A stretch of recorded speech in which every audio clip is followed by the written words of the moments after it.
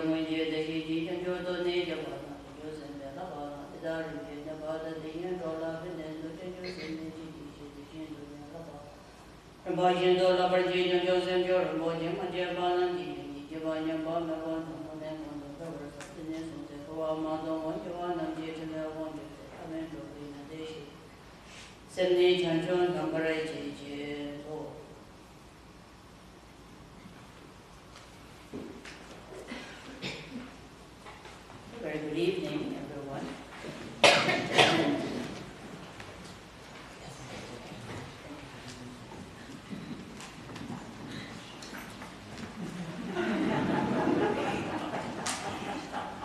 I would like to begin, of course, by thanking Venerable Lama Tenzin, as well as the wonderful Sangha of Kamasaru Kadiri, for bringing us all together this year again.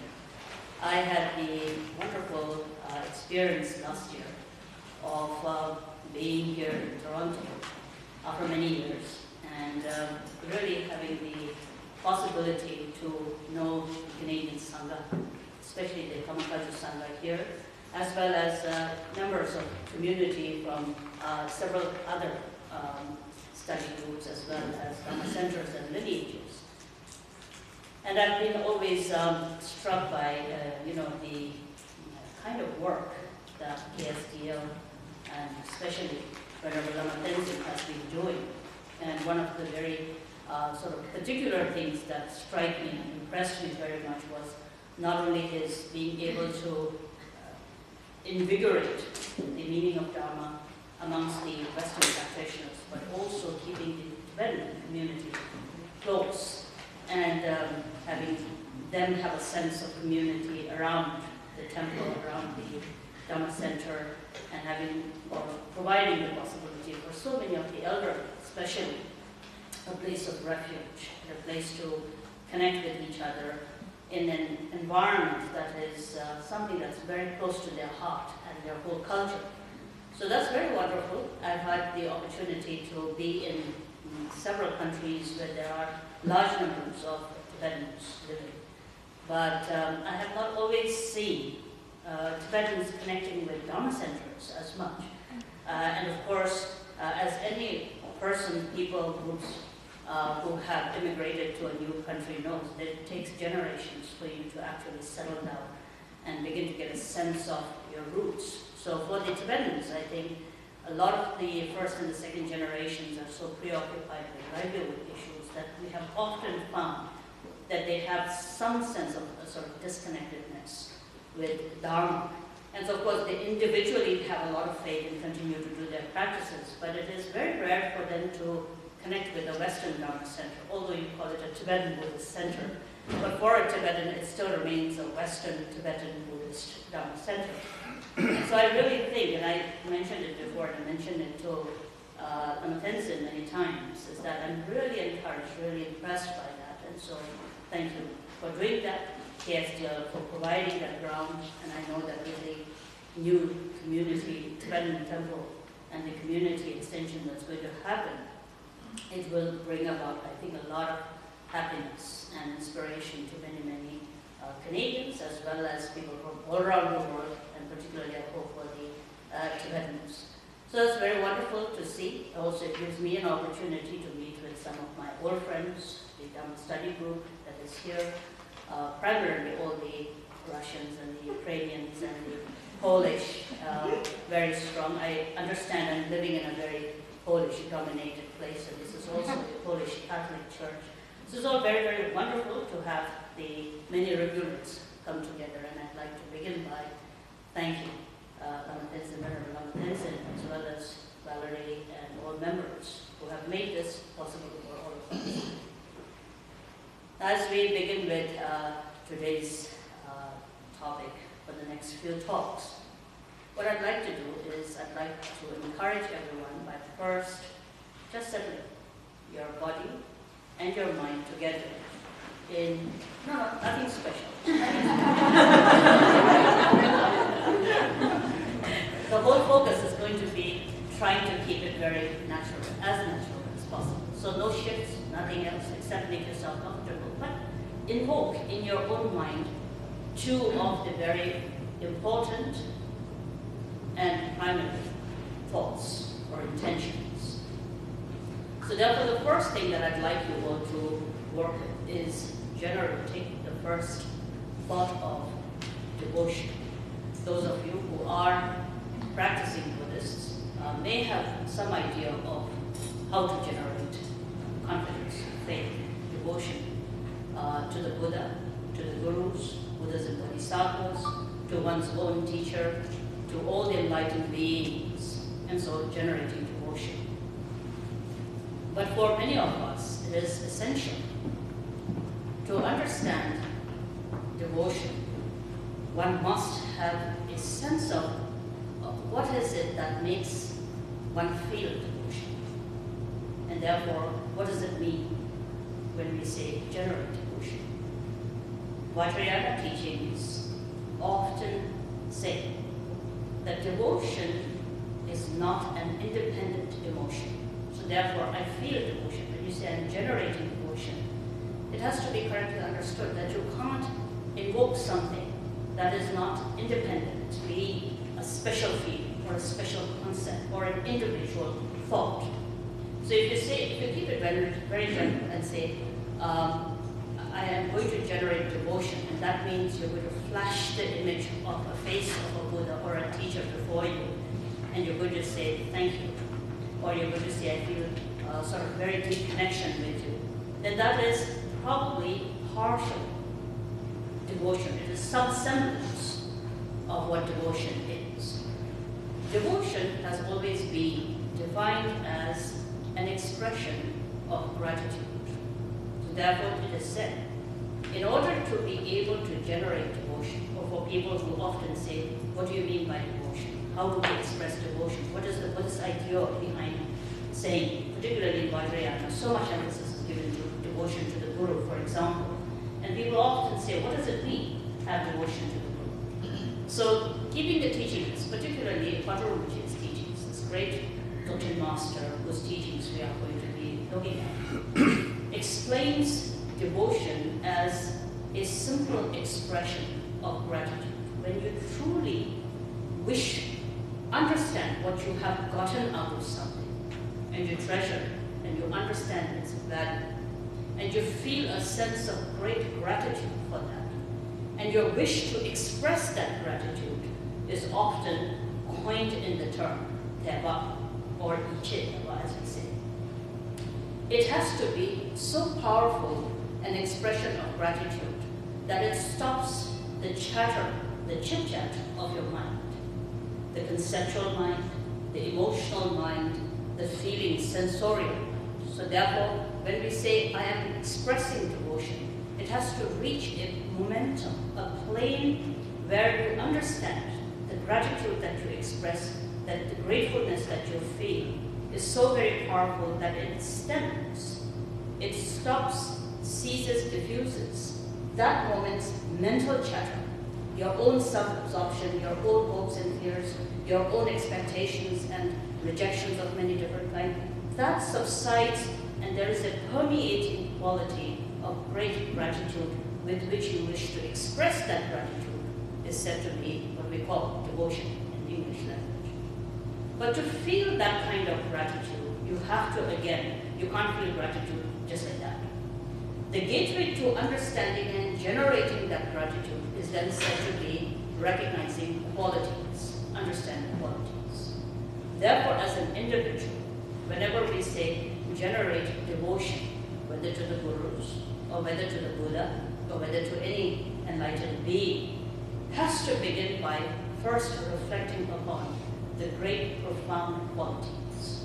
Recognize the qualities of kindness, of boundless compassion, boundless kindness, presence of which illuminates ordinary minds into recognizing the most profound and the best of the qualities that any human being can recognize and generate.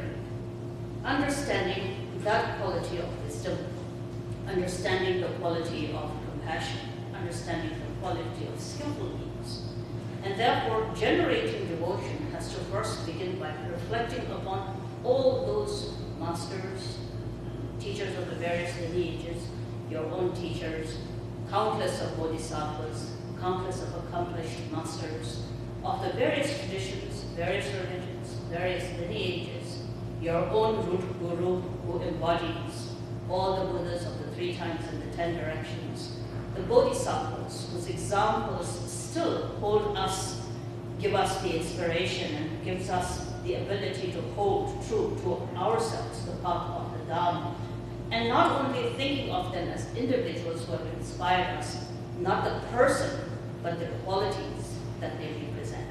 And therefore, first of all, train your mind to settle into recognizing the immeasurable qualities of kindness, of compassion, of immeasurable, boundless wisdom and altruism, bodhicitta, beginning in our times from Shakyamuni Buddha to all the Buddhas and Bodhisattvas, masters of the various lineages, none of whom would be introduced to us, nor would we understand any meaning, nor benefit in any way without the kindness of those teachers that we relate to directly. Recognizing there one's own teachers' immense kindness and compassion that leads us all to this moment where we can study, hear, understand, practice, reflect upon the teachings. And then knowing that without their kindness and wisdom, it would not be possible for any one of us to bring about any creation of goodness, to bring about any goodness to this human life that is so very rare and precious and difficult to achieve. Therefore, understanding and expressing that gratitude, how can we best express that gratitude? What can I do that will best express my devotion for the boundless, countless compassion and wisdom of these great masters? Reflect upon that for a brief moment. The very sort of the simple thing that I would like to take your attention to is knowing what is the recipient of so much kindness and compassion, which we feel as our devotion and our gratitude to all the Buddhas and the Bodhisattvas, indisputable. It is something beyond question. And then hang on with that sense of feeling the gratitude, recognizing the gratitude, and wishing to express that gratitude with a simple question: how are you going to do it? You feel the wish to express the gratitude. You feel the wish to generate devotion. But how are you going to do it? Second question to that is generating the same most profound intention of compassion. usually every teaching starts by encouraging all individual meditators to generate the right intention of bodhicitta.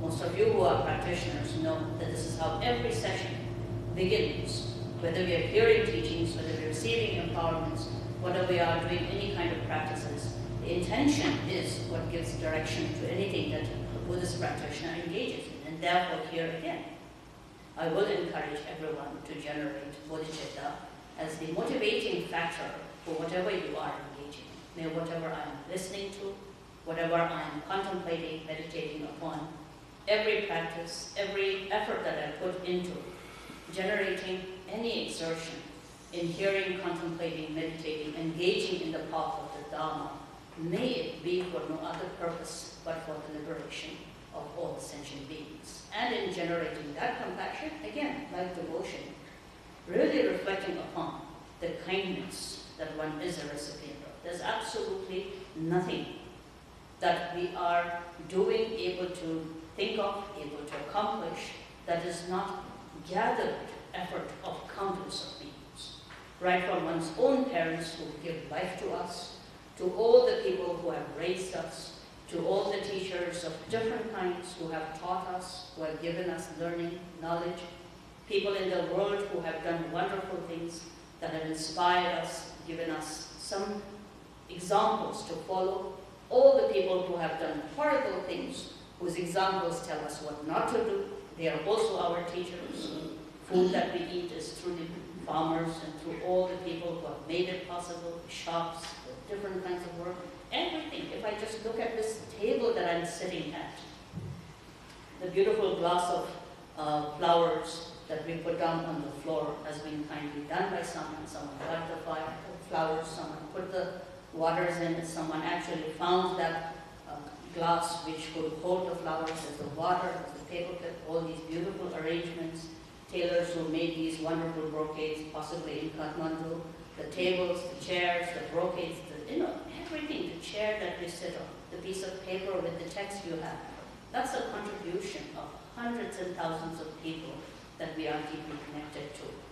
And we often think that this is all my doing, it's because of me. This should be there, the sun should be there, the sky should be there, the earth should be there, everything should be there, just because I am the epicenter of the entire universe. In our arrogance, we often feel that. But if you look at it much more objectively, if you look at it with much more a vaster vision of interdependency, codependency, the very air we breathe, the very earth that we walk upon, is a collective contribution of countless of sentient beings. And therefore, in generating compassion, it has to, again, just as with devotion, it has to be not with, I am the good Buddhist who's going to have the motivation of compassion, not in that kind of a patronizing, arrogant, but in the sense of this is the least we could do in return for all the kindness that one has received from all countless of sentient beings. Therefore, devotion, through an expression of gratitude, should be an expression of gratitude. Compassion, bodhicitta, likewise, should also be an expression of that gratitude. So when we feel the great kindness of our teachers, the Buddhas and the Bodhisattvas, and we wish to express that, we have to question ourselves and say, beyond just feeling it, beyond just a theoretical thought, a conceptual thought, what can be an expression of that devotion? What's the best way to express that devotion? It's definitely not writing a letter to your teacher this evening saying you're the best teacher in the world. Or, as I teasingly say, you look up in the Facebook and then you do thumbs up. Right? These are the modern days of expressing gratitude. As a practitioner, as an individual practitioner, sitting down and thinking beyond the theory of devotion, how can I express that? Likewise with compassion. You feel compassion. You genuinely wish to do something good for the sentient beings. And then you have to question yourself and say, beyond feeling, beyond the wish, beyond the aspiration, how can I best express that gratitude, that compassion that I feel because I understand the qualities and the gratefulness, that gratitude that I feel for all sentient beings? What is the best way to express one's compassion? And you will find that when we reflect upon these two questions, it always will come down to nothing would be a better expression of gratitude to your teachers, to the Buddhas and Bodhisattvas, a greater expression of devotion than to incorporate the Dharma that they have so kindly bestowed into your monastery.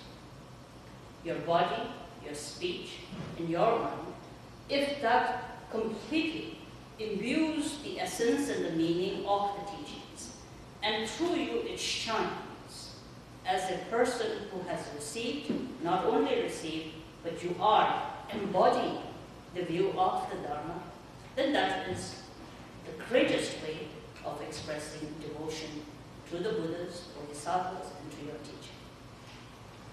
What would sentient beings be most grateful for in that you are expressing that compassion would also be nothing other than that you would walk the talk, as they say.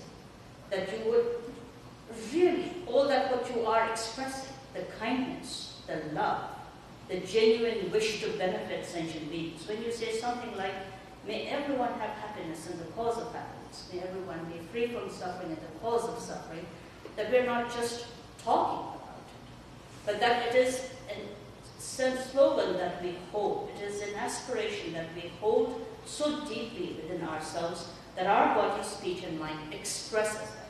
And therefore, it also comes back to the best expression of compassion and motivation and action of compassion and an expression of gratitude to the sentient beings would be nothing other than embodying these teachings. That you would not only talk about generosity, but be generous. That we would not talk only about upholding the virtues of patience, of concentration, of wisdom, of discipline, of ethics, and so forth, but that there's these qualities that are the very backbone of the Buddhist teachings are expressed, and therefore you would be walking generosity, talking generosity, thinking generosity. You would be walking ethics, talking ethics, thinking ethics. You would be tolerance in body, in speech, and in mind. That's the best way to actually express one's kindness or one's devotion. And that would be by embodying the Dharma totally. Would you agree with me? Do you agree with me? All right. Now, if you agree with me, then I ask you the next question. What obstructs this? Who stops us? Many of us in this room have been practitioners. I don't know about many of you. I was born Buddhist, I could say. I was born before I knew anything, made sense of anything. Seeing monks, nuns, and great teachers probably was the first memories that I've had. And so therefore, if I take myself as the example, somebody who sort of was born into a Buddhist environment, they say in the text, if you take a common wood and you throw it into a grove of sandalwood, that the wood actually begins to smell. The ordinary wood begins to smell like the sandalwood. It doesn't work very much with us, people like us. We are surrounded by wonderful teachers and teachings, and most importantly, we belong to a species of very intelligent people, human beings. The forte that we have is our intelligent mind, that which can analyze, think, and understand very clearly. Now, when such an individual is not only a human being, but has this intelligent mind, and has met with all the teachers and the teachings, sees oneself as a practitioner, knows what devotion is, knows what gratitude is, feels it, has a compassionate heart, wants to be compassionate, and is doing this thing which we call Buddha Dharma to liberate all sentient beings, ideally speaking, we have all the basic ingredients that are ever going to be necessary to build nothing but a genuine, good, enlightened, awakened Buddha at any moment. But then it doesn't happen. 1 year passes into the next. Last year we were together. Next year we'll probably, if we're not dead, still be talking profoundly about some other great topic. Mahamudra perhaps after Dzogchen. But there is this. What we're pointing to is that question, is when there is the understanding, and where there is the inspiration, where there is the knowledge, and where there is the wish. What is it that still obstructs us? What is it that is the gap between what we uphold to be one of the most pristine, profound views, philosophies? That is our faith. That is what we spend so much energy and time and material and inspiration and effort in cultivating. That you would choose to spend a Friday night in the basement of a church trying to practice the Dharma has to be not a random thing that you just someone pushed you down the stairs. You have to choose to be here. You have to make the effort. You come there with some kind of an understanding that's worth it, that it's something that you're going to get out of. Now, when so much has been invested in it, what is it that still obstructs us?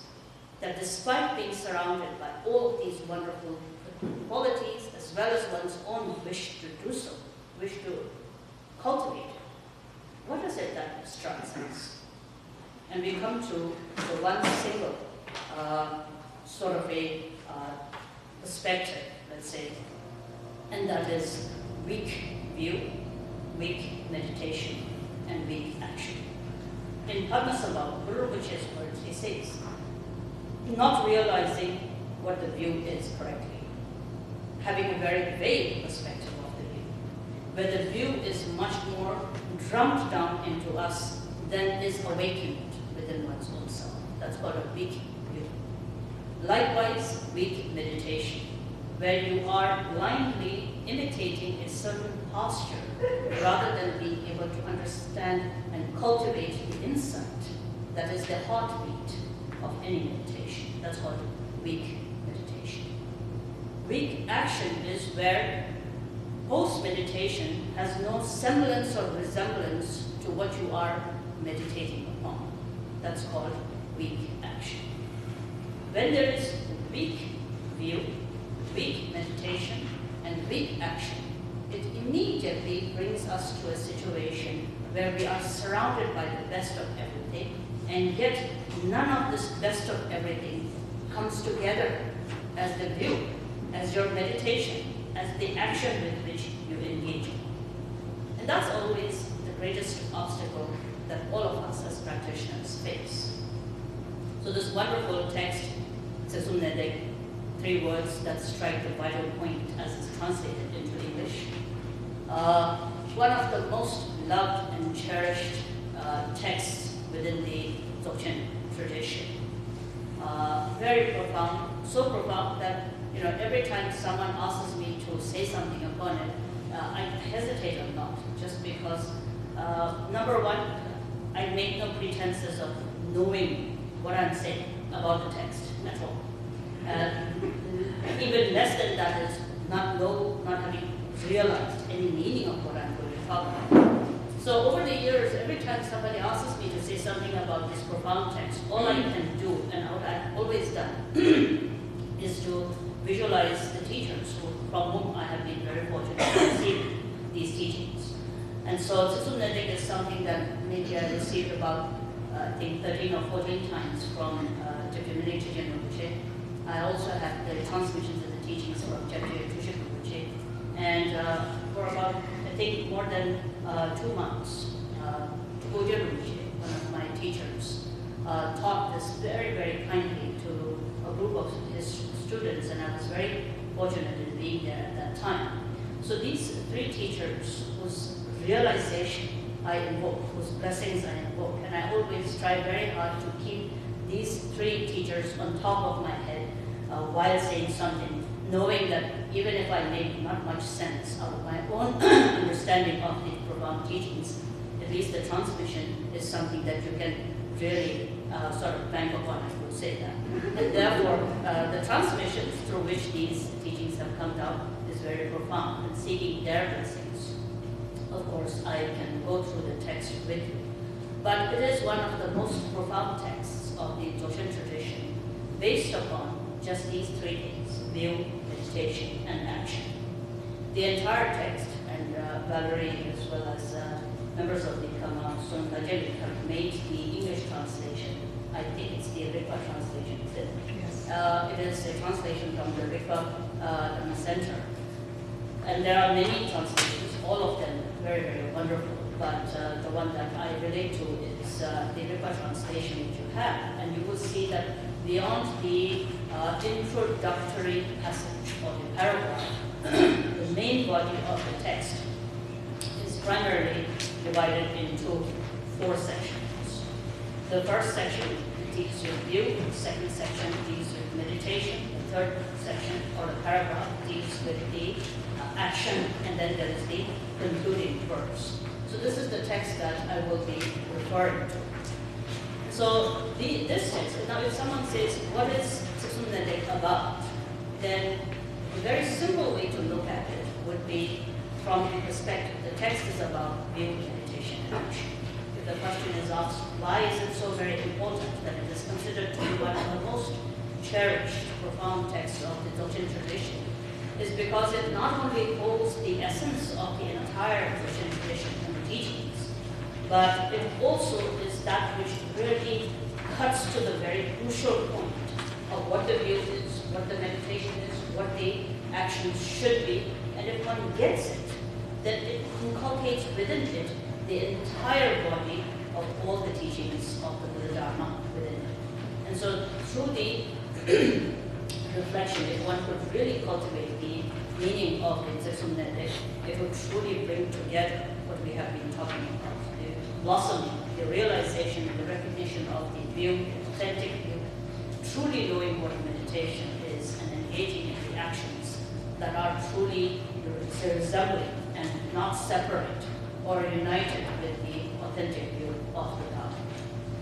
These teachings of the Tsutsumnedek, prior to speaking about it, a little bit of a background of where to sort of compartmentalize or categorize these teachings. Now it is a Dzogchen text, belonging particularly to the Nyingma, or what is called the ancient school of transmissions, according to which the entire spectrum of the Buddhist path is divided into what are primarily called the 9 yanas.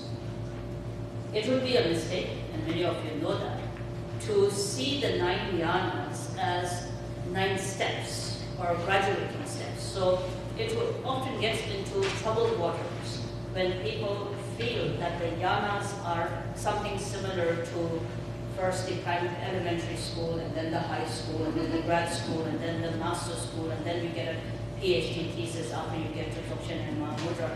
That way of a very linear progressive stage is not the most right way of looking at what the yanas are. Yanas are your mind from yesterday to today to tomorrow to the next days. Hopefully each day is becoming more and more similar to a bud that with the sort of the helpful causes and conditions begins to blossom. So you have a seed, and then that sprouts and germinates into a small plant, and it blossoms into a plant with a bud. The bud with the sunshine begins to then again blossom and fully blossom into a fully blossomed seed. So if you look at how the mind progresses, how the mind's vision, the view becomes much more blossomed. The view becomes much more pervasive. The view becomes more vast and more authentic.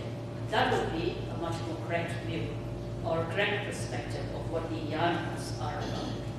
So from the Nyingma, or the ancient school transmission, we usually refer to 9 yanas, or the 9 progressive viewpoints that are cultivated in a mind of the meditator, beginning with Shravakayana and the Pratyekayana, what are called the hearers, those who listen to the teachings and are very good listeners and adherers of what they heard. Second yana are the Pratyekas, the solitary realizers, who are able to attain realization, but their intention is for self, and therefore it is also called the view holders of the solitary realizers, or the self-realized, self-liberators. Progressively, one then talks about the third yana, which is the Bodhisattva yana, also known as the Mahayana. Fourth yana onwards, it breaks into the 4th, 5th, 6th, 7th, 8th, and 9th, which are often grouped together, and we refer to them as Vajrayana. Vajrayana is simply an extension of the Bodhisattvayana, broken into 6 categories, 3 known as outer tantras, Kriya, Upa, and Yoga, and then 3 inner tantras, often called Maha, Anu, and Ati Yoga. Ati Yoga is the very peak and the pinnacle, and therefore it would not be incorrect to say Ati is simply synonymous with realization, with absolute awakening. So it's the very summit. When we take teachings such as this, 3 words that strike the vital essence, you are referring to the Ati teachings. It is the very pinnacle of the teachings, and therefore often referred to as being very profound teachings. It will be a little bit problematic if you jumped up there and did not work hard in the Anu, Maha, Yoga, Karya, Upa, Bodhisattva, Pratyeka, Shravaka, and some of us may be stuck in one more yana that is even below that, and that is called busy yana of the gods and the humans.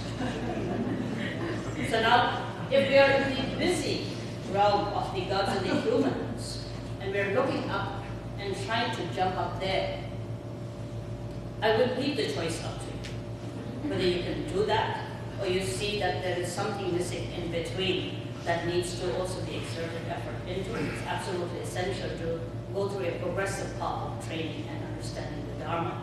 But on the other hand, we also take great optimistic perspective of knowing that the capacity of individuals can change this quickly, and it depends upon how little trapped you are with doubt and hesitation in realizing that the Buddhahood does not lie out there.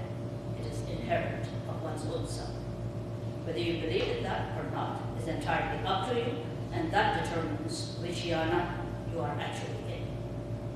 Now, as I said, visualizing my teachers on top of my head, and then imagining that all of us are up there with our view. Therefore, these teachings, which are of the Ati Yoga teachings, are also and should also be understood as belonging to the 3 divisions. In order to understand Ati Yoga, one has to understand the 3 divisions of Ati Yoga, Sende, Longde, and Yanati. Ati teachings, as I said, the very pinnacle, the highest view of which is also called the Dzogchen view, the Dzogchen view, also is taught with emphasis on 3 factors, which are called the 3 categories or 3 divisions of the Ati teachings. Sende is the first, which is called outer division of mind, where the nature of mind is pointed out. Teachings that are more directed towards knowing the nature of mind, they are called the Sende teachings. Second division of the Ati teachings are called Longde, which is also called inner division of space, and that is all the teachings that point to the nature of mind, not just mind, but the very basic nature of space-like mind, and therefore emphasis of the space nature is then within the Longde teachings. Third category of the Ati Yoga teachings are called Mengape, often called secret division of pith and profound instructions, which is where teachers and great realized beings take time to articulate in the form of very profound instructions the very pith and the essence of the nature of mind, the absolute nature of Buddhahood, and therefore they are called pith instructions.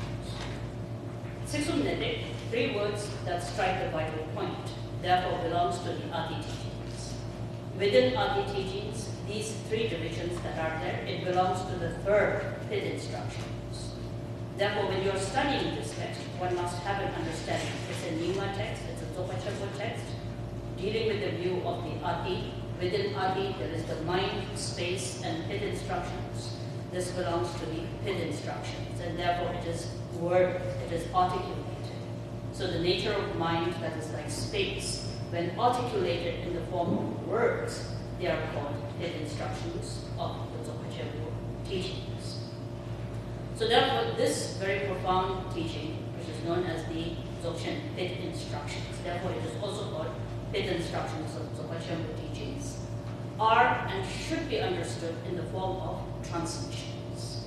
And therefore, prior to getting into the text, it is essential to have an understanding of how transmissions actually take place. And there are 6 different modes in which transmissions take place. Many of you who are practicing Buddhists have heard this before. These 6 that can be divided into primarily 3 ways of transmitting the teachings. The first way is called mind transmission of the victorious ones, mind transmission. Second is called symbolic transmissions. And the third is called hearing lineage. Now these are the simple terminology, just to use simple terminology. Why we mention them is because these are pit instructions. And pit instructions can be transmitted in 6 different ways, or these 6 can be summarized into 3 much more general ways of transmission. So the pit instructions, the very pinnacle of the adi, when it is transmitted to anyone, can be transmitted in 3 modes. The mind transmission, the symbolic transmission, and then the, as we say, the hearing lineage of the superior beings. Mind transmission is the very first way of transmitting the very pit and the profound teachings, which are usually in the Buddhist teachings often referred to as those that are transmitted by the Dharmakaya Buddhas. Now many of you hear these terms very often, Dharmakaya Buddha, Sambhogakaya Buddha, and the Nirmanakaya Buddha. One has to understand these terms and what it actually means. So if I take a little bit of time, Dharmakaya Buddha, such as Vajratara, such as within the Nyingma tradition, Samantabhadra, Kunduzang, Samantabhadra Buddha is known as the Dharmakaya Buddha. Dharmakaya Buddha, we say it in so many words, but needs to be understood as not something that is knowable or something that can be realized by ordinary beings. The term Dharmakaya, Dharma here means nature as is. Kaya simply is another Sanskrit word for body. So basically when we say Dharmakaya, we're talking about the body, to use the term body very loosely. And you have to keep in mind, it does not mean anything existent. We're just saying the body of the nature, the body of the absolute nature, the body of the nature that is beyond any conceptual elaboration, just as it is. That is what is referred to as Dharmakaya. Dharmakaya, however, is something that is posited from the perspective of the Buddhas. So therefore, ordinary beings like you and I cannot, now there may be some realized beings among you, I don't know, but going by a very general sort of supposition here, generally ordinary beings cannot understand or see Dharmakaya. Dharmakaya is only sort of posited from the Buddha's point of view.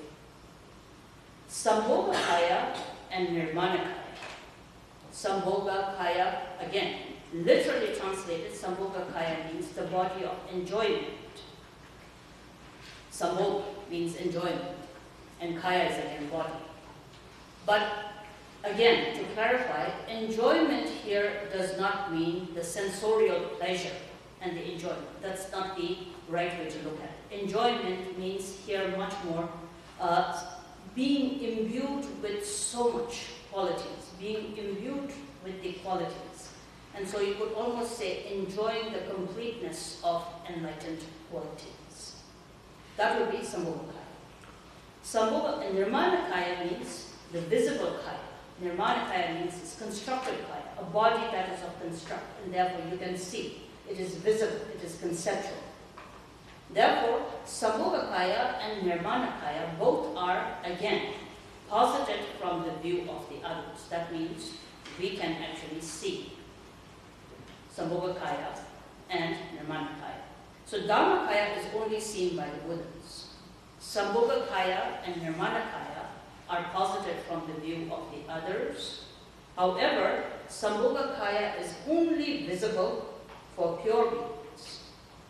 Nirmanakaya is visible for impure beings. Pure beings, what does it mean? Pure beings is those who have merit and have accomplished purification of all defilements and afflictions. That's a pure being. A pure being is someone who is so rich in wisdom, and through the wisdom has eliminated all the defilements and are able to also cross beyond the afflictive, emotional defilements and the cognitive defilements. So those would be the, from the levels of the paths and the bhumis, bodhisattvas of the first bhumi and onwards, and at the level of the paths, from the path of seeing to meditation and no more learning. So therefore, those would be the pure beings. To them, Sambhogakaya is visible. Now why so? Dharmakaya is only possible from the perspective of the Buddhas, is that the Buddhas are able to see the absolute nature, therefore that is called realizing Dharmakaya. For us at this point, thinking about what the Dharmakaya may be is like pointing to the moon and then being very enamored by the finger that's pointing to the moon and saying, I don't like the finger, I like the finger, I wish it was bigger, I wish it was smaller, it would be better with a lace glove on it. Is it a Tibetan glove, is it a Western glove, is it a good finger, is it a man's finger, is it a woman's finger? So because we are still stuck within a conceptual realm of goods and bads, highs and lows, female and male, right and wrong, yours and mine. Therefore, the Dhammakaya that we are talking about is pretty much like talking about a conceptual thing without really knowing what it actually means. But when the Buddhas themselves sees the Dhammakaya, it is completely not seeing another Buddha, it's seeing their own mind, it is seeing their own awakened nature. And therefore, Dhammakaya is posited from the view of the Buddhas. But Sambhogakaya, it is the field of enjoyment, and it is particularly the field of enjoyment of 5 qualities. Dhammata is the first quality, nature as is.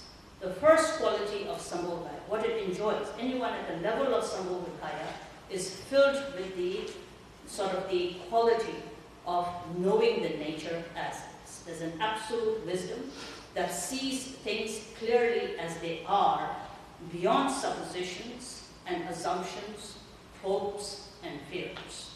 So it is not clouded, it is not veiled by one's own assumptions. It is able to cut through to see things as they really are, as they truly are. That's the first quality. It is called wisdom of Dhammata. Second quality that a Sambhogakaya fully enjoys is often called mirror-like wisdom. Mirror-like wisdom is the ability to see everything within the sphere of one's own awareness. Just as you look at the mirror and you know that the reflection that you see in the mirror is nothing other than what is projected from here, in the same way when there is the knowledge and the wisdom of knowing whatever is projected is not beyond one's own awareness. That is the realization of the mirror-like wisdom. So that's the second quality. Third quality that a Sambhogakaya Buddha is endowed with and enjoys is called wisdom of equality. It sees everything equally. There is equanimity, there is equilibrium, there is no bias, there is no partiality. Since it sees everything like a reflection in the mirror, it knows the nature as is, it is therefore beyond bias, beyond duality, it is in perfect equanimity and equilibrium. It is endowed, therefore, with the third quality, wisdom of equality. Fourth quality that it enjoys and is imbued with is called wisdom of discernment, wisdom of discrimination. Knowing the nature of everything, yet it is able to have tremendous respect for the multiplicity of manifestations. That is called wisdom of discrimination. It is able to discern everything, knowing how causes and conditions arises, knowing the truth of interdependent origination, knowing the absolute nature to be emptiness, and therefore so much more able to accommodate the multiplicity of all distinctive manifestations, that everything is free to manifest as anything because the nature upon upon which it arises is absolutely empty. Knowing this is then said, developing the fourth quality, wisdom of discernment. And together with that, then the fifth quality is what is called all-accomplishing wisdom.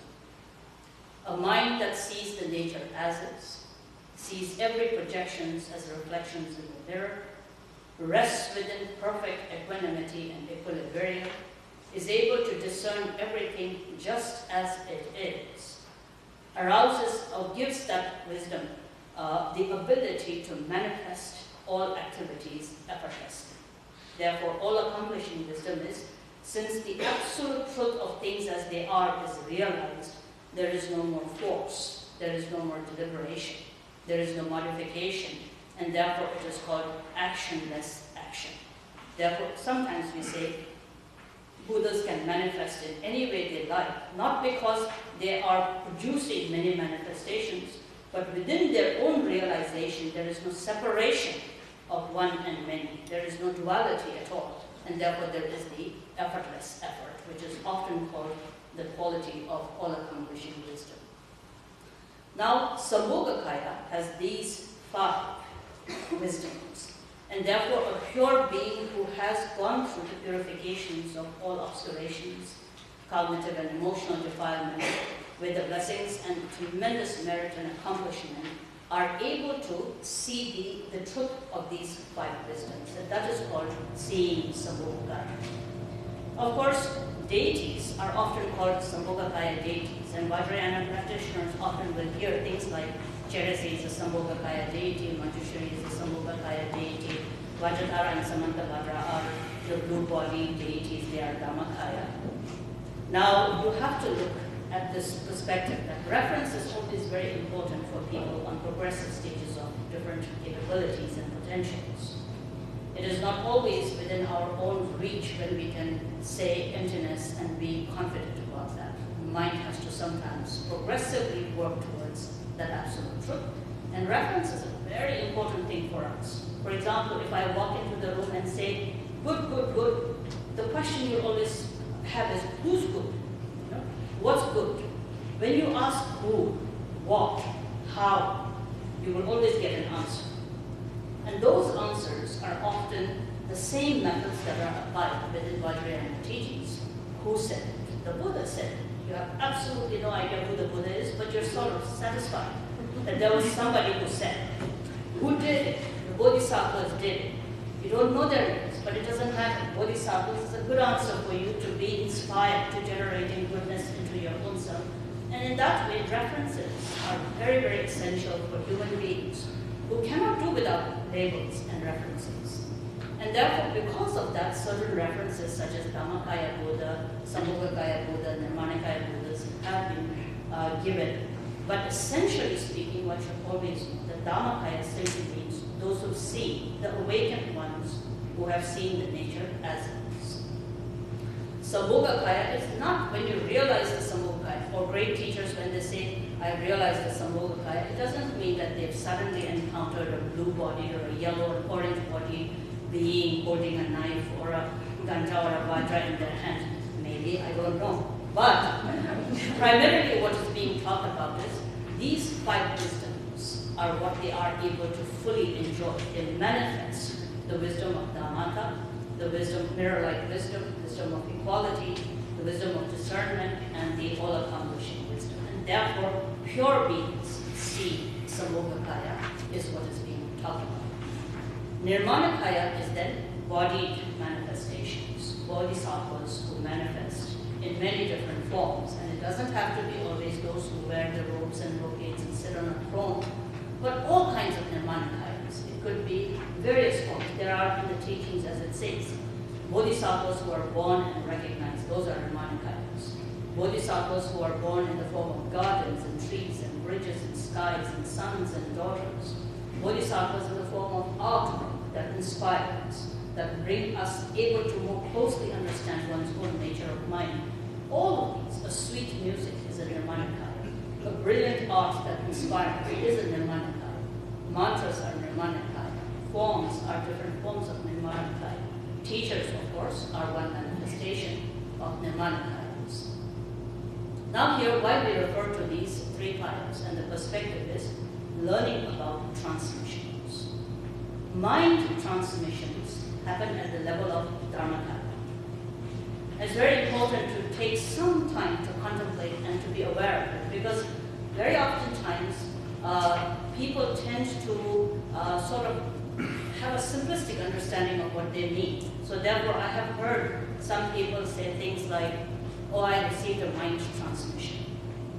And almost sort of take it as sort of synonymous with telepathic messages. So it's probably good to have an understanding that mind transmissions happen at the level of Dharmakaya. Now you may be a Dharmakaya Buddha having no more emotional obscurations and cognitive emotions and cognitive obscurations, and therefore fully realizing the nature of mind. You are at that moment a 10th level Bodhisattva. Who knows? Then you have mind transmissions. Until then, you should be a little bit skeptical about all those transmissions, the telepathic transmissions that one is receiving. So mind transmissions happen at the level of Dharmakaya. Symbolic transmissions of the Vidyadharas, as they are often called, symbols. One of the very sort of the common examples that are usually given is in the context of Guru Rinpoche, for example. Padmasambhava, the very founder of the Vajrayana Buddhism in Tibet. When he went to receive teachings from his teacher, one of his teachers, Shri Singha, it is said that he prostrated in the presence of Shri Singha, Guruji himself having achieved great merit and blessings, and of course a bodhisattva, realized being, having not much struggle or challenges of any kind, obscurations, went to receive the teachings from another enlightened teacher, Shri Singha. He prostrates to Shri Singha, requests the teachings to be bestowed, and Shri Singha points his index finger, pokes his index finger at the heart of Guru Rinpoche, and he says, Ko, Ha, Shama, Ha, Dro. Just letters of Tibetan. You shouldn't, those who don't know Tibetan, you shouldn't imagine that suddenly the Tibetans get it. What he's saying now, our teachers have translated these syllables, which to a Tibetan also are just letters. It's like saying QRST or ABCD or anything like that. And so here what it is translated is that he pokes into the heart of Padmasambhava and says, all that what arises is liberated as it arises. And it is said at the end of the story that Guru Rinpoche at that moment immediately realized the realization of Shri Singha, and Shri Singha's realization and Padmasambhava's realization became inseparable. That was the liberating moment where Guru Rinpoche recognized the entire meaning of the profound Dzogchen meaning. Now, does it work? If I don't poke with my index finger, of course, more than you are not being Padmasambhava, I can definitely say I'm not Shri Singha. So in our ways, what we are trying to allude to over here is, does symbolic transmission work for us? And therefore, that also points to how much merit we need to accumulate, how much purification we need to still engage upon. Lots of times when people receive Mahamudra and Dzogchen teachings, they get very excited and think, oh, everything is natural nature of mind. Just sit there, relax in the nature of mind, relax in the nature of mind. That's good, relaxing in the nature of mind, but then we do carry a lot of baggage with us. The baggage of our own karma, the baggage of lack of merit, the baggage of obscurations, the baggage of attachment and aversion, baggage of duality and habitual impulses, and therefore never being presumptuous, but being able to understand transmissions and the mode of transmissions, and where we stand in that line of where the transmissions take place. Yes, symbolic lineage, transmission, mind transmissions are there, but you have to be a Dhammakaya Buddha. Yes, symbolic transmissions are also there, but you have to be Sambhogakaya, endowed with all the 5 wisdoms. And if that doesn't work, then there is the Nirmanakaya, hearing lineage of the superior beings, that is often said. And this is what we all tend to be always doing, and that is the kindness of the teachers and those who have transmitted the teachings. They are transmitting it in the form of oral transmissions, and we hear, we listen to them. And therefore, hid instructions can be transmitted from the mind lineage, from the symbolic lineage, and generally for many of us who lack in merit and who still have a lot of purifications to accomplish, these hid instructions often come in the form of hearing transmissions or the oral transmissions. They are transmitted orally, and they have to be joined together with a lot of practices of accumulation of merit and purification. That's why Khandro, or the preliminaries practices, become very important in the Vajrayana teachings, and are called foundational practices. They're called foundational practices because it equips with means, skillful means of purification and accumulation of merit, preparing your mind to be able to imbue the qualities of the Sambhogakaya so that they can all gather together in the uniqueness of the awakened mind of the Dhammakaya Buddha. So therefore, progressively being able to understand how the path has to be outlined for oneself, and clearly then merging your mind according to that progressive path becomes very necessary. Now within the hearing lineage, within the oral lineage, it is often again divided into what are called artful sounds and meanings. So the hearing transmission, words that are transmitted in the Dharma, have to take into consideration two aspects. One is sound, and the other is meaning of that sound.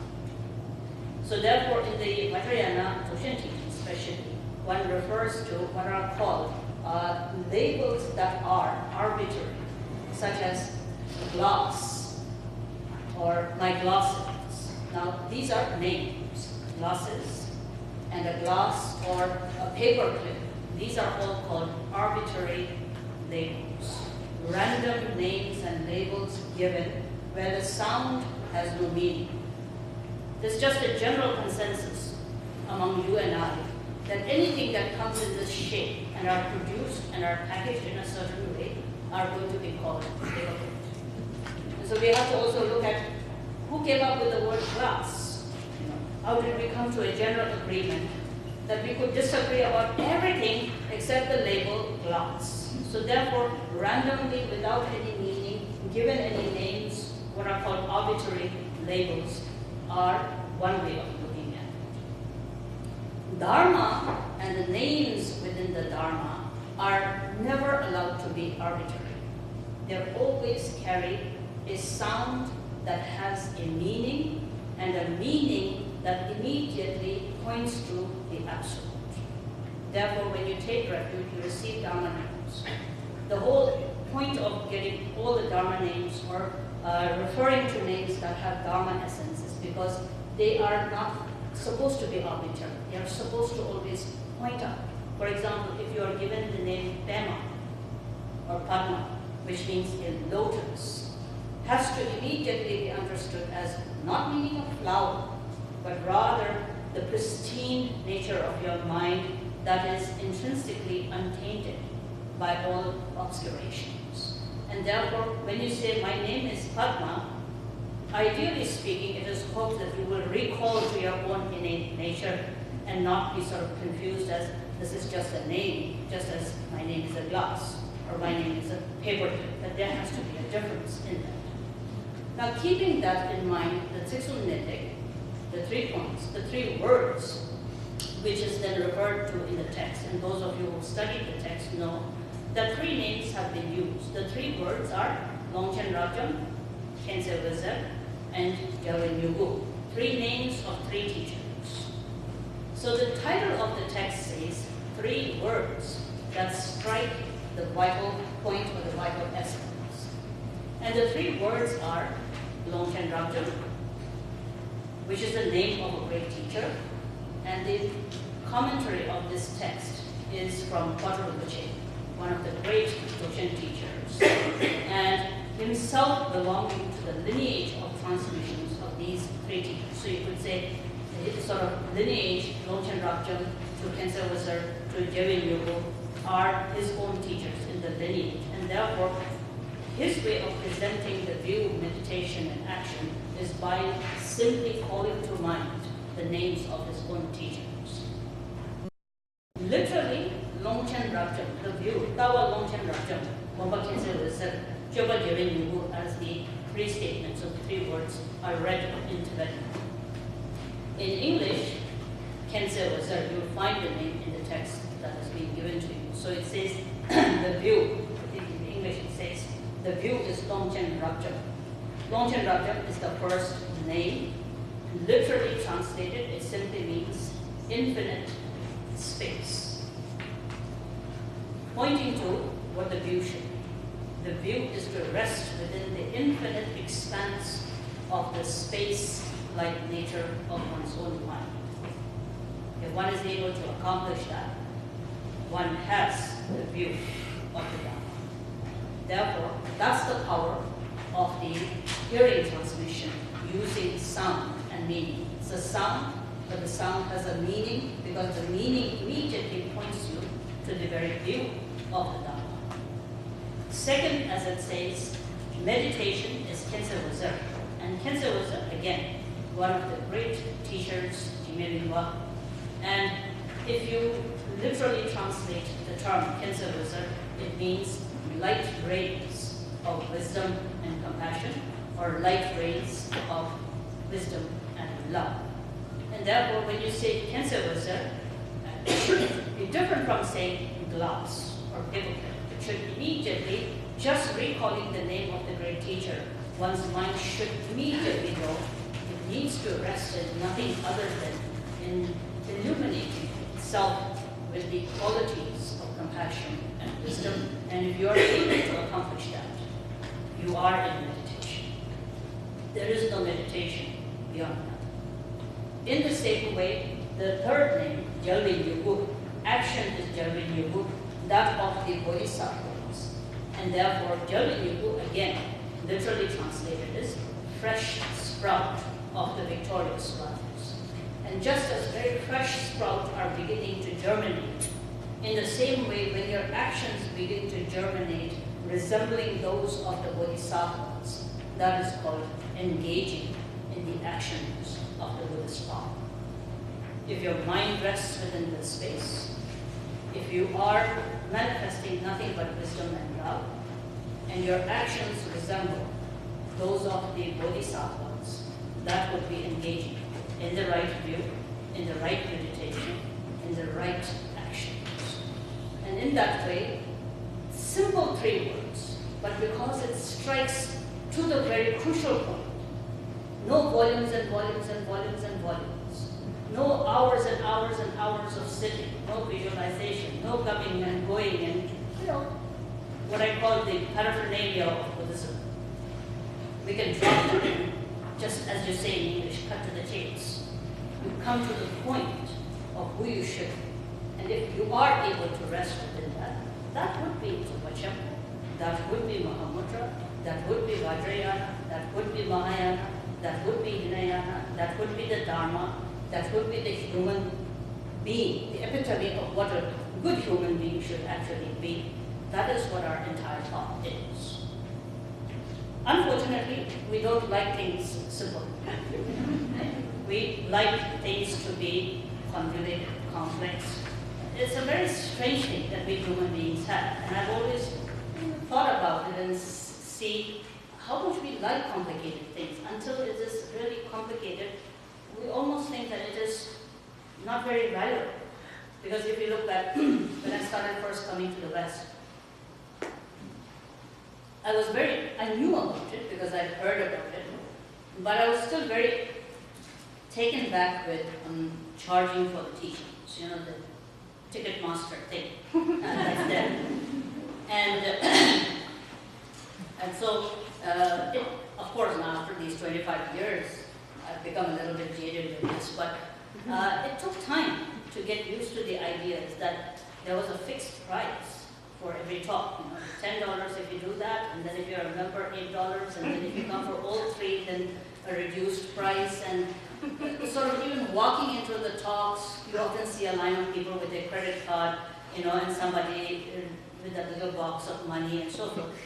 It takes a long time for someone in the East, where this is not there, to get used to it. So I always spoke with people and said, can we change this? Can we make teachings free for people, whoever? Very idealistic, and when you're young, you're of course very idealistic. I've gotten old, so probably a lot of that has gone now. But what I did realize later on, that it doesn't work. It doesn't work. And we've tried. It's not something that we haven't tried. We tried. It doesn't work. But if you up the price, and if you make the title very catchy, so if you free teachings given on how to cultivate the 6 paramitas, not much is there. Some, of course, will of course be there, but 1 or 2 people who are sort of backpacking and walking along and have nowhere else to go for that evening. But if you charge it heavy, $300 per talk, 10 easy steps to enlightenment. It works. Now you have to look at the psyche behind this. You have to look at the psychology of this. And it is that culturally, we are infused with go-getters. We're all go-getters. And we have, especially in the West, there's a whole sense of, things have to be achieved. You have to work hard to get it.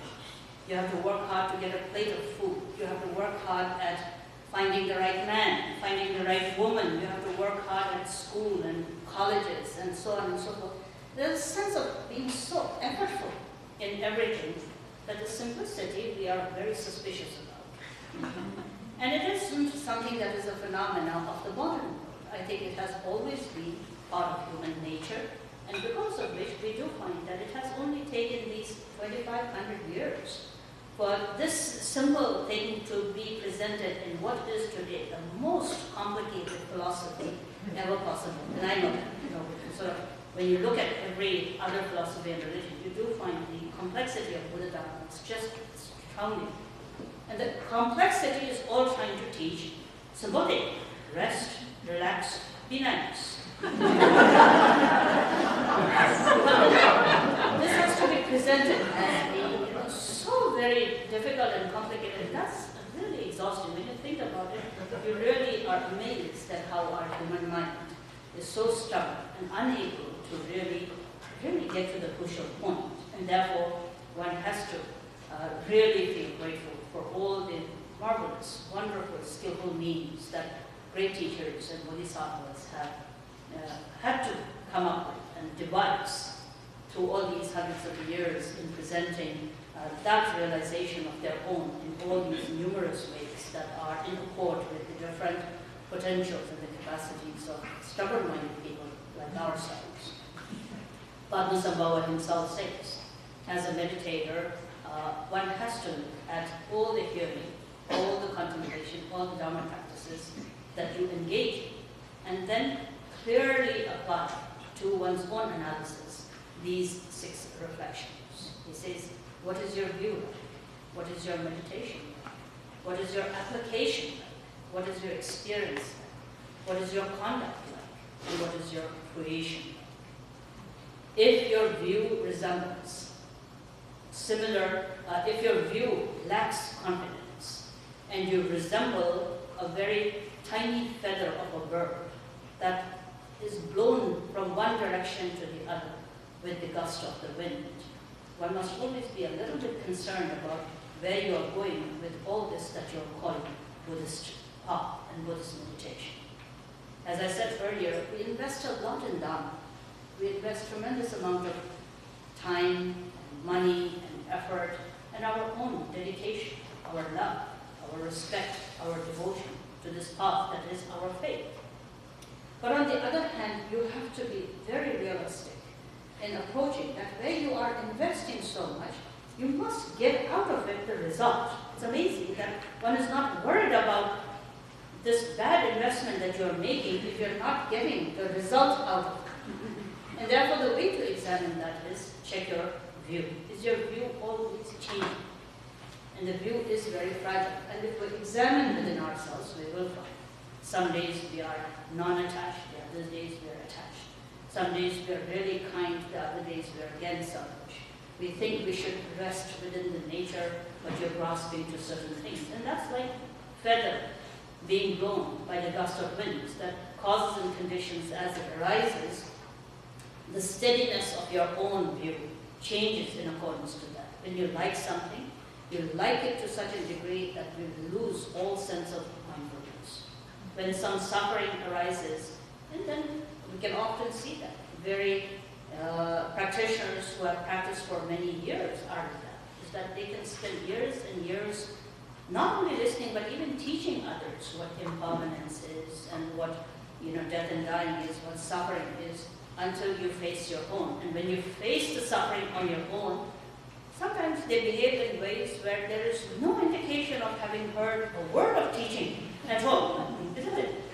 And so therefore, I remember one time, it happened to me also, I don't know whether I may have mentioned this before, but I grew up, as I said, in a Buddhist family. My teacher, my father, surrounded by wonderful teachers. Before you learn to say something like, twinkle, twinkle, little star, probably what we were doing was things are impermanent by nature. And you drummed into your own mind. This is not when I was very little. It was my older teen years. I don't know, maybe 15, 16 years old. And I had this dog that I loved very much. I have many dogs, but this one particular dog was someone that I felt very attached to because the mother gave birth to the puppy on my lap. So I felt that it belonged to me. Now, of course, one of the sad things about animals is they die before you do. And so this one, Lhasa Apso, doesn't live very long, so he died.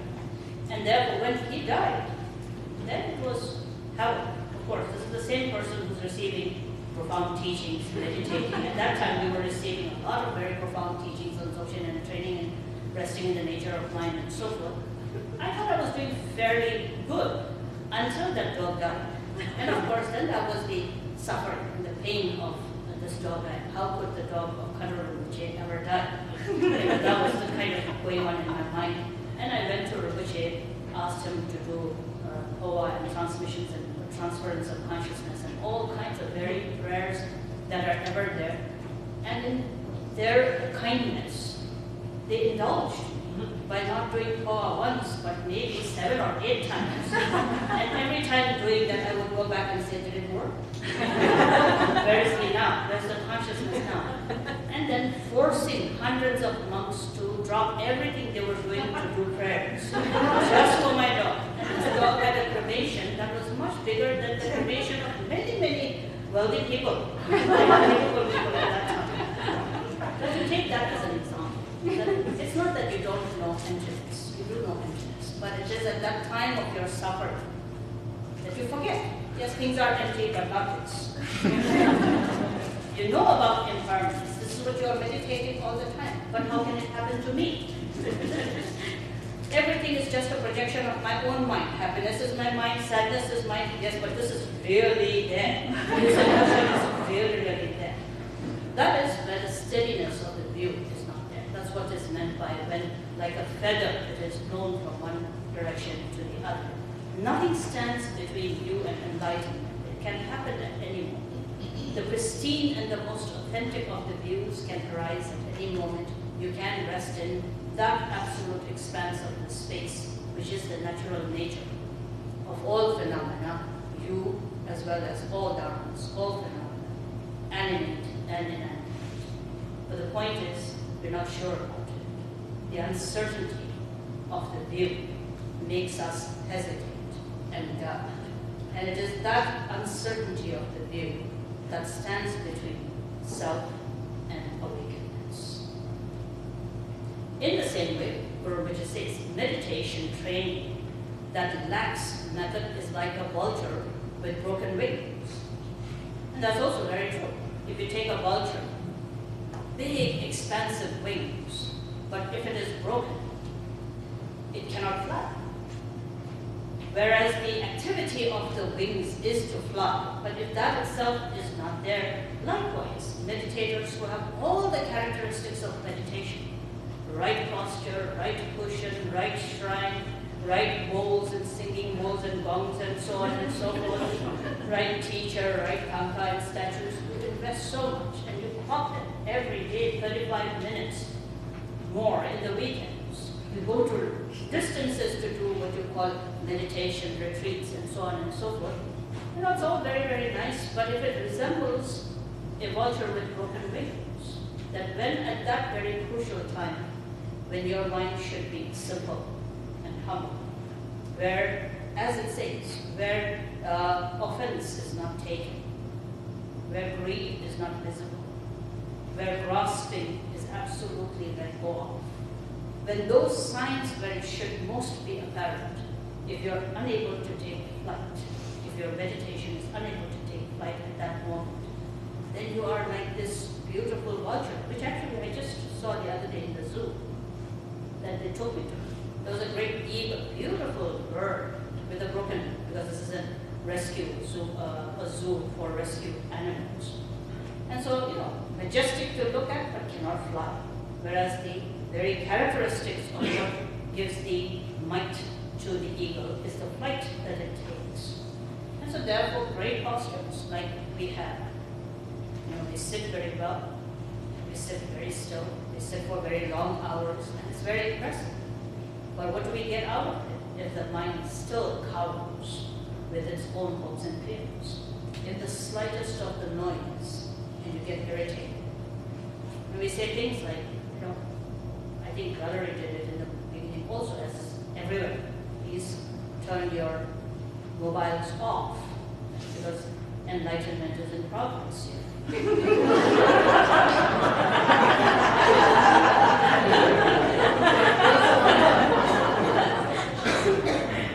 Those are moments where you have to see there are all the outer signs, but because the meditation is weak, because the meditation where it should really matter, where the rigidity of the mind is loosened, where the complications are simplified, where the pride is completely dissolved into simple humility, where there's a sense of vast mind, open vision, and flexibility in the attitude. If all the qualities of a good meditator were boiled down into two main qualities, our teachers would always say vastness of the vision and flexibility in one's attitude. Where there is flexibility, where there is vastness of the vision that is able to look clearly, and with that perspective, if you are able to engage in every moment of your life, that will then be true meditation. Otherwise, there is meditation training that lacks in the method, similar to a vulture with broken wings. Are you applying what you know of the Dharma into your daily life? And that's a very big, sort of a conundrum that we all have, is that we know so many things that we're never going to use. Has always been something that I've always talked about. Is probably Buddhism is the only thing that I can think of where people believe in something they will never do. Most of the time. You know, because you see people study law, they become lawyers. They invest to become doctors, they become doctors. You do everything, you invest a little bit and then you get a result for it. Dharma seems to be one thing. Where we believe in karma. Are we conscious of karma? We're not. We believe in impermanence. Do we actually believe in impermanence? Not better than most people who are not aware of it. We hold the profound view of shunyata. Is it apparent?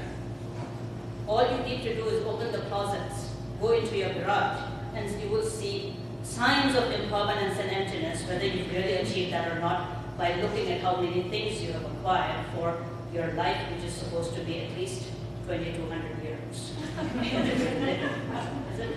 So in that way, there's this discrepancy, there's this contradiction to our own way, and therefore it says, application, when you're not able to apply the Dharma at the moment when it is most needed, then Guru Rinpoche Pamasambawa cites the example of a confused and a mistaken general. A confused and a mistaken warrior or a general would be someone who spends his entire life studying manuals on how to wage and win wars. But when he actually goes to wage a war, and the enemy comes in raids and does things that are not in accord with the manual that they study, he says, wait a minute, you can't do that. It's not in the books. That's a confused and a mistaken leader. You never win wars that way. In the same way, when we study the Dharma, and we breathe light, and we think emptiness, and we sit in meditation in nice air-conditioned temples and places, and the sufferings are there for sentient beings, and everything is impermanent, and non-grasping should be cultivated, and we do the manual studies. But then you step outside and someone has walked out, or hit your car, let's say where it is parked. Out goes applying the teachings on non-grasping, impermanence, emptiness, non-attachment. Everything is a projection of your own mind. You've noted it down, you've highlighted it in books, you're meditating on it. But are you able to actually apply them? You don't apply them. And that's where the obstruction is. Earlier I said, what obstructs our realization? Our teachers often, all of the teachers in the various lineages have always said, enlightenment is not difficult. My teacher would always say, enlightenment is not difficult because of what it is. Enlightenment is difficult because we have such a passion for everything that is not. And therefore, when we are preoccupied with everything else, applying the Dharma is not what we are accomplishing. And that is then the obstruction to the view, to the meditation, and to the realization. In the same way, again, check your experience. Experience that lacks the sign of progress is said to be, by Padmasambhava, like the autumn harvest that is destroyed by an early frost. So when the crops are about to be harvested, a few days before, if there is an early frost, it destroys all the harvest. In the same way, meditative experiences, when you become sort of enamored by the meditative experiences, then the experiences itself begins to be a big obstacle to your own path practice. One of the examples is the enormous attraction that is there to peace in meditation, for example. And in the West, for example, it's very common. I don't know whether it is so here in Toronto, but I think maybe because most of us seem to be similar, so it could be. One of the things that are also quite prevalent here is where people don't like visualizations and mantra recitations and long sadhanas. And in the beginning, of course, a lot of people try to imagine that Vajrayana is a very high level, and therefore in their wish to engage in Vajrayana, you usually end up asking for Khandro transmissions. And very kindly, someone gives you those transmissions, and then you suddenly figure out after the excitement, initial excitement of having gotten it, there's not much to your tasting. You can't see much sense in throwing yourself on the floor 100,000 times. And then you begin to say, the Westerners use this kind of, I don't feel connected. And then you begin to use that, I don't feel connected to this creator. I don't feel connected to this kind of thing. And so, and of course, Dharma was never meant to feel connected with. But anyway, we are aware of this kind of a problem. So when this kind of a struggle begins to happen, because you're meeting yourself, and you don't like to meet yourself, you're meeting your own laziness, you're meeting your own strong affinity to habitual patterns, and the lack of understanding of merit and purification, often you then begin to look for shortcuts. And often people then sort of go to fond memories of shamatha begin to come at this point, and then you think, that is the path for me. So quite, this is all very cultural. This is very much for the Tibetan yogis, but now we live in Canada, in Toronto. And we've argued with all of these. And then shamatha we like very much, because some of you may be doing it very right, of course, and I don't want to sort of generalize this, but the majority, because I've lived with you for all these number of years, and I've done it myself, shamatha is very much like, because who knows you're sleeping? It has all the outer signs of a meditator. I sit shamatha, what does it mean? When you say, I sit shamatha, don't disturb me, there's nobody in the world who will argue that you're wasting time. If you go to any teacher and say things like, I do shamatha every day for 20 minutes or half an hour, 1 hour, everybody out of politeness will say, very good. But only you know what that means. Are you sitting there sleeping? Are you sitting there dwelling in self-absorption? Are you really resting within the nature of mind, or are you resting within a make-believe world where you're shutting yourself, where what Jamon Khandro says, where the meditation is no different than a gopher hibernating, enclosing yourself. Chogyam Trungpa Rinpoche says, cocoon, where you build a cocoon around yourself, an escapist more than a meditator. Now, when that kind of an experience, and that happens because you like it, it's very sensorial. When the sensorial attachments override true meditation, that should have the power of cutting deceptions, dualities, obscurations, that does not allow you to emotionally blackmail your way, but is able to have the pristine wisdom that seeks all the conceptual false views and is able to cut through your habitual patterns and bring out within you the best of the human qualities until any practice is able to do that.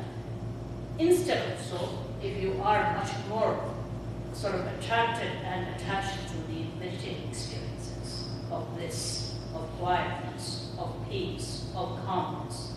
Of course, for the first 1 or 2 weeks, everyone is allowed to enjoy whatever kind of experience you may have. But after that, not dwelling in it.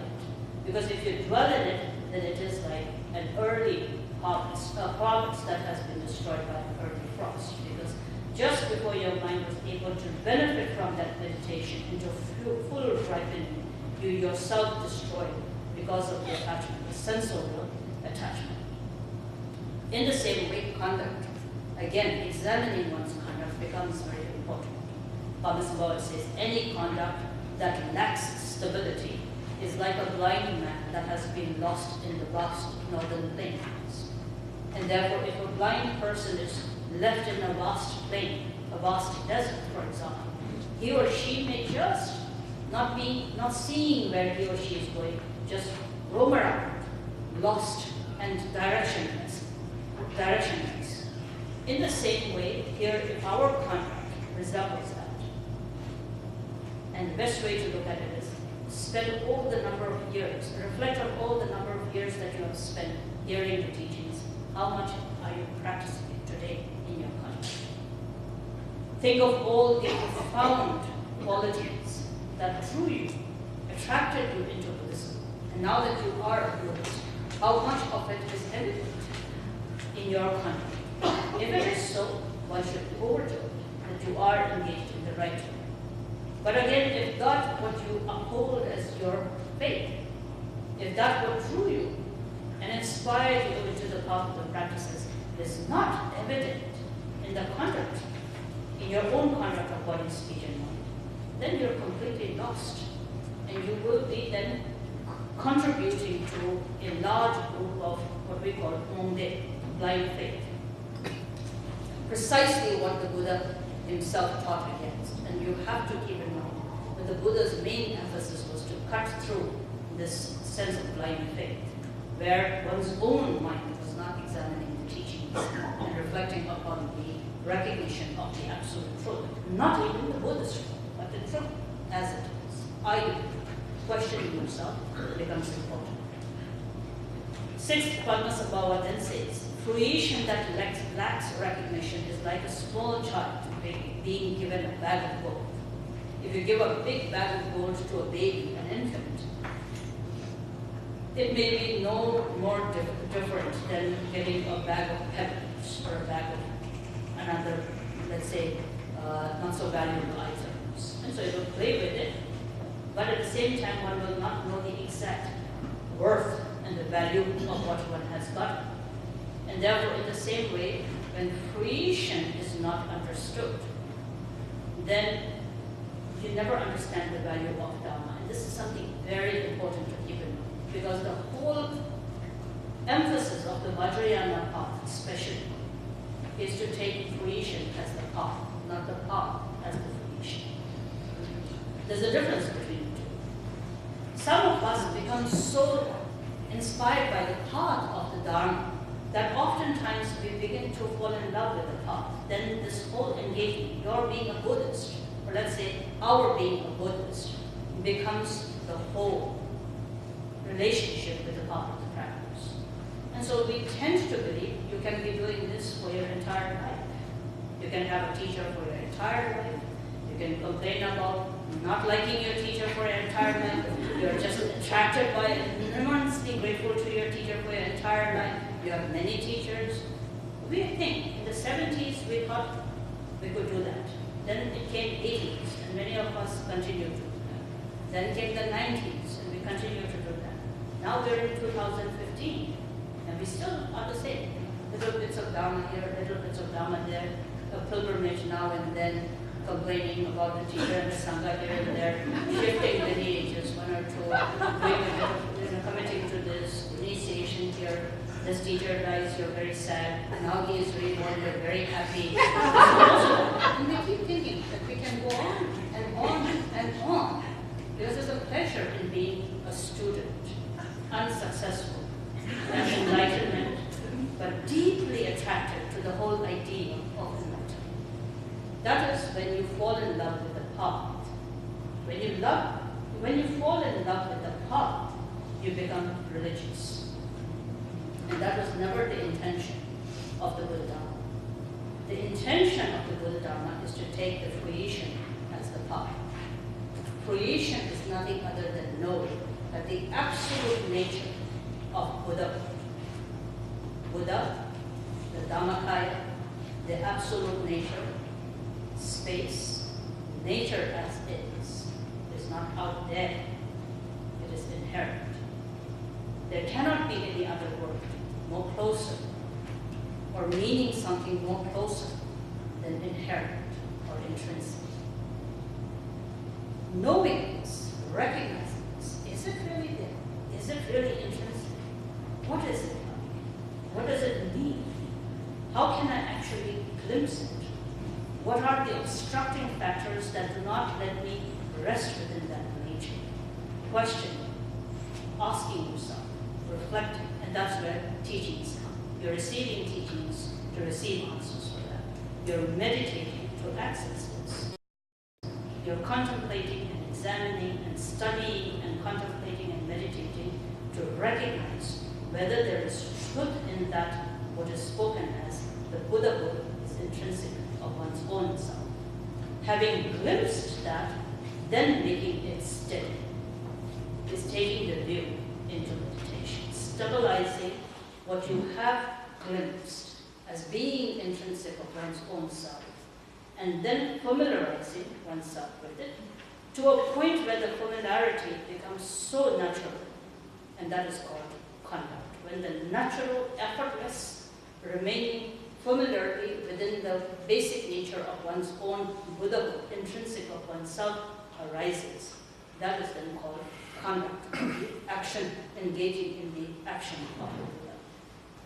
And therefore, being able to recognize the essence of the path to be this intrinsic realization that has to be there is called taking fruition as the path. Now, if you keep that in mind, you will know that what you are listening to, many numerous Dharma teachings that you are listening to, is to only be able to understand the fruition intrinsic of oneself better. It is to glimpse that better. It is to strengthen your analysis and realization of that intrinsic fruition awakeness within one's own self. Whatever meditations you may be doing, variety of practices that you are doing is not being done for anything else other than to gain familiarity with that intrinsic awakened nature, absolute truth within one's own self. Virtuous, meritorious, all of the disciplines and the ethics of the Dharma that you engage in the actions, where your actions are free from unvirtuous actions, imbued within the qualities of all the virtuous actions, is also not being done for anything but to protect that awakened intrinsic nature within one's own self. So from that perspective, Baba Sambhava says, when one sees The fruition as not being out there, but within one's own self, and everything that you hear cultivates the view of that. Everything you do enforces the familiarity of resting within that, within nature. Every action that you are engaging in resembles being confident of that intrinsic nature, awakened nature within one's own self. That would then be taking fruition as the path, also known as undertaking the right view, meditation, and action. These three qualities, view, meditation, and action, how to be able to then cultivate that intrinsic of one's own self, how to gather all of our learning, of all our practices and understanding of the Dharma to really recognize fruition as the path is the very meaning and the intention behind the Tsisumdendik, the 3 points, the 3 words that strike the vital point. So therefore, stopping here for this evening, what I will end with is just the reading transmission so that I can go into the text in the morning session. Kebashiri Jalpo Chechu So Labala Chata, Tawalon Chandra Jani, Kobachi Zeri, Choba Jevi, Yugo, Zetan So Lambala, Sichi Sanche, La Tame, Nina, Rode Alala, Tawalon Chandra Jani, Sisum de Edu, Tamboran Sem de Sha, Metro Middle, Tanto, Nala Cham, Pedema, Kojun Lode Pedi, Trala, Marton, Emma, Hortia, my Hedeva, Santa, the Sama, Taju, Jedume, Sugar, Musun, Shimorango, the Jabba, the Net. Then a tron, nature, tron, Charles and Peter, Book, Hud and Nega County, Moshicho, Muzunda, Country, Mabu, Jume, Ripping, Alaja, the Salto, Yang Ship, Tafi, over Yamsha, Tade, Tuna, Punzum, Yawa, Yerman on the Jundun, Venyan, Damba, Matober, Dunzeban, and Bombaji, Yamsha, Tundu, Jabala, Hud and Nega County, Shoguji, Yola, Jante, Jemme, Kota, Haji Kodo, Jeba de Net Niba, the Say Chowdan, Gadu, Lower Nando, Maluba, Mushin, Nala, J2, Roche, Chogo, Musum, the Bernard Tree, the Moji, Rasharan, Jinjame, Tisha, Reton, Jembe, say, Juju, Jabweza, Jumeranda, Alala, Charlo, Darang, Javala, for look, Shepherd, Neduce, remember what truth is, and them of them tripping. Then draw hope to Java de Nesumba or Nesundem de Tawala, Chinted Java, Tobatan, Jesse, Java, drop the Sun Javisha, the Rajan, the topic, the Mamma, so tribute, the Benji Sharap on the Turtles. Suddenly to the day, men, Barabaji, Shachem, Jabasundi, took you in Hingi, Pula, Dedoja, Southern and non Hingi, Tam Kingdom, in Virgin and the Naya or Madoji. Damaso so Majoji, Kebashiri Jabe, Cheche so. So tonight what we have been speaking about is simply the very introductory verse, which in English is in this way, hitting the essence in 3 words, the special teaching of the wise and glorious king. The root text herein is contains the special teaching of the wise and glorious king together with his commentary, homage to the master. The view is Longchen Rabjam, infinite vast space. Meditation is Kensa rays of wisdom and love. Action is Jalvin Yugu, that of the Bodhisattvas. One who practices in such a way may well attain enlightenment in this very life. And even if not, what happiness, what joy, Allah. Introduction, introducing directly the face of Rinpoche in itself. That is the main verse of the view. And so it is from here that I will go into the main text in the morning session.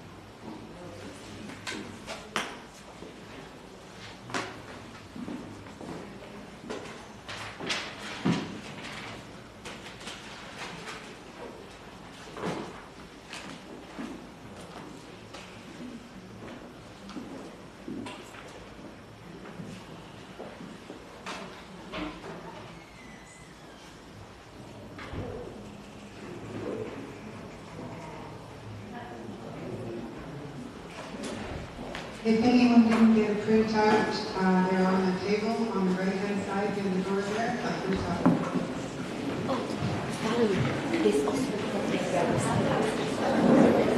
There's also a pair of sunglasses if anybody lost them.